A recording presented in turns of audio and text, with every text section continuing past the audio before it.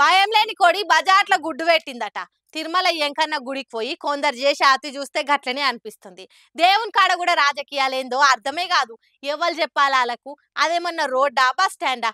పవిత్రమైన గుళ్ళే అడ్డమైన రాజకీయ ప్రచారాలేందో మరి. భక్తి ముదిరి పిచ్చైనట్టున్నది ఈ బ్రదర్కు. కర్ణాటక నుంచి వచ్చిందట ఈ క్యాండిడేటు.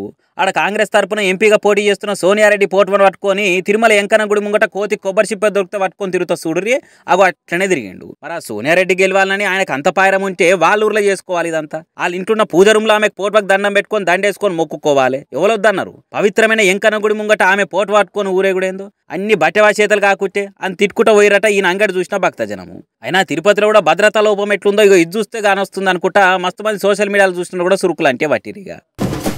మనిషికో మాట గొడ్డుకో దెబ్బ అని అంటారు. మంచిగా నోరుతో చెప్తే గీ బద్మాష్గా లేడింటారు.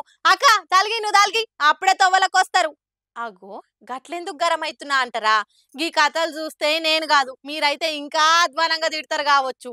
చూడురి, మనం తొవ్వపొంటి పోతప్పుడు ఎవడన్నా షిల్లర్ గాడు కిందికి మీదికి చూసి ఏదన్నా పరాశకం ఆడితేనే వాళ్ళని ఓ తీర్లా తిడతాం. అది ఎట్లా అంటే, మీ ఇంట్లో అక్కశల్లెళ్ళేరా, మీరు గింత అధ్వానానికే పడ్డారు, నిన్ను వెట్టి రాను, నీ చేతులకు జట్టలు పుట్ట అనుకుంటా వచ్చిన బూతులన్నీ వాడతాం. కానీ అందరు ఒక లెక్కనే ఊకోరు కదా. కొందరు గీ అక్క లెక్క నోటికి కాకుండా చేతికి పని చెప్తారు. నారాయణ కేడ్లు ఉంటున్న గీ అక్కోళ్ళ ఇంటి పక్కకు ఎలక్షన్ డిప్యూటీ తహసీల్దారోళ్ళు కూడా ఉంటున్నట్టున్నారు. అయితే అక్క బంగ్లా మీద బట్టలెన్నేనీకే వచ్చినప్పుడు గీ మోతవారి ఫోటోలు వీడియోలు తీసి చిల్లర కథలు పడ్డాడంట. ఇంకేముంది, చూసింది పోయి దౌడొంకరయ్యేటట్టే పళ్ళు మని శంప మీదికెళ్ళి ఒకటి వీకింది. దెబ్బకి సెట్ అయిండు కొడుకు. అటెనక అయ్యిందంతా వాళ్ళ ఇంటి ఆయనకు చెప్తే ఆయన పోయి పోలీస్ టౌన్ లో కంప్లైంట్ ఇచ్చిండు. చూసిర్రా, దయ్యం పట్టినప్పుడే చెప్పు దెబ్బ కొట్టాలి అంటే తప్పు చేసినప్పుడే గట్టిగా అరుచుకోవాలి. అక్క లెక్క ఎవడైతేంది, మన తప్పు లేనప్పుడు ఎవ్వనికి భయపడొద్దు. గట్లయితేనే మళ్ళో పారి మన తానికి రారు.